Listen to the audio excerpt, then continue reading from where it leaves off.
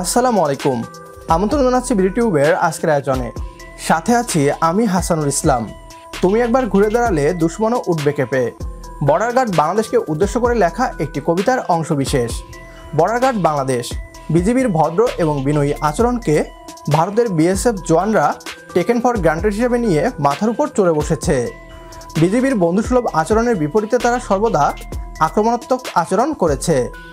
বিজিবিকে দুর্বল ভেবে বিজিবির সদস্যদের গুলি পর্যন্ত করেছে। তবে এবার বিজিবিও নিজেদের খোলস থেকে বেরিয়ে আসতে শুরু করেছে। বাংলাদেশের ভেতর দাদাগিরি করে সিনা উঁচু করে চলে যেত ভারতীয় বিএসএফ জওয়ানরা।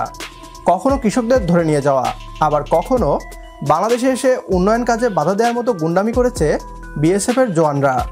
এবার দিনাজপুরের সীমান্তে ভারতীয় বিএসএফ জওয়ানরা গুন্ডামি করতে আসলে মুখোমুখি হয় বিজিবির সদস্যদের। এবার আর নরম সুরে কিংবা বিএসএফের ভয়ে পিছিয়ে যাওয়া নয়, বরং প্রতিরোধ করেছে বিজিবি। বিস্তারিত থাকছে আজকের এই ভিডিওতে।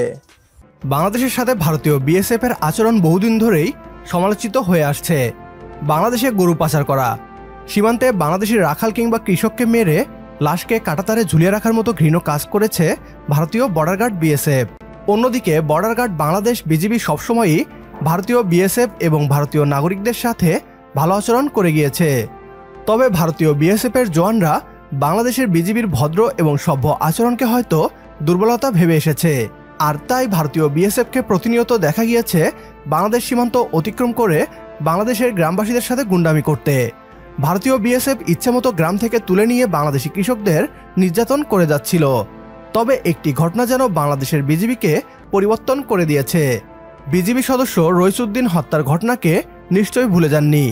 এরপর থেকেই বর্ডার গার্ড বাংলাদেশ ভারত এবং বাংলাদেশের বিভিন্ন সীমান্তে ভারতীয় বিএসএফের গুন্ডামির বিরুদ্ধে গর্জে উঠেছে।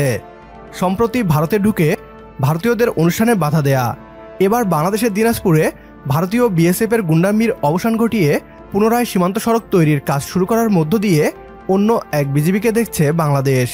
ভারতীয় সীমান্তরক্ষী বাহিনী বিএসএফের আপত্তি এবং বাধার মুখে বন্ধ থাকার পর দিনাজপুরের বিরল সীমান্ত সংলগ্ন রাস্তার নির্মাণ কাজ আবারও শুরু হয়েছে। Region commander brigadier general Khandaker Shafiquzzaman নির্মাণ কাজের উদ্বোধন করেন।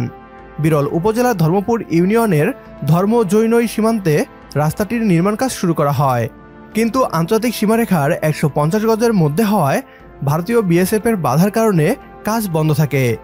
তবে বিজিবির সহায়তায় আবারও শুরু হয় সীমান্ত সড়ক নির্মাণের কাজ।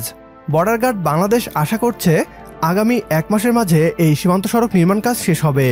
হয়তো এই ঘটনাটি শুনে অনেকেই বলবেন এ আর এমন কি। তবে আপনাদের জানিয়ে রাখি, ভারত সীমান্ত শূন্যরেখা মেনে কিংবা না মেনে অসংখ্য স্থাপনা তৈরি করলেও এখন যখন বাংলাদেশ সীমান্তে সড়ক তৈরি করছে তখন তাদের মাথা ব্যথা শুরু হয়েছে। মূলত বাংলাদেশ যদি সীমান্ত ঘেঁষে পাকা সড়ক তৈরি করে তাহলে বিজিবির তীক্ষ্ণ নজর 24 ঘন্টাই থাকবে সীমান্তে। ফলে ভারতীয় বিএসএফ তাদের গুন্ডামি চালিয়ে যেতে পারবে না বাংলাদেশের সীমান্তে। বাংলাদেশ বর্ডারে এখন যে আধিপত্য চলছে তা সমতায় চলে আসবে, যা ভারতীয় বিএসএফ মেনে নিতে পারছে না। আসার কথা হলো, ভারতীয় বিএসএফের বাধার মুখে এখন আর বিজিবি পিছিয়ে যায় না, বরং আলোচনা কিংবা অন্য কৌশলে সমাধান করার চেষ্টা করে। আমরা বর্ডার গার্ড বাংলাদেশের এই রূপকেই দেখতে চাই। বিজিবিকে এখন চোখে চোখ রেখে বিএসএফের মোকাবেলা করতে হবে। আমার সাথে যদি আপনিও একমত হন তাহলে কমেন্ট বক্সে ইয়েস লিখে জানিয়ে দিন আমাদের। সেই সাথে ভিডিও শেয়ার করে দেখার সুযোগ করে দিন আপনার বন্ধুদের। পরবর্তী ভিডিও দেখার আমন্ত্রণ জানিয়ে বিদায় নিচ্ছি আজ। আল্লাহ হাফেজ।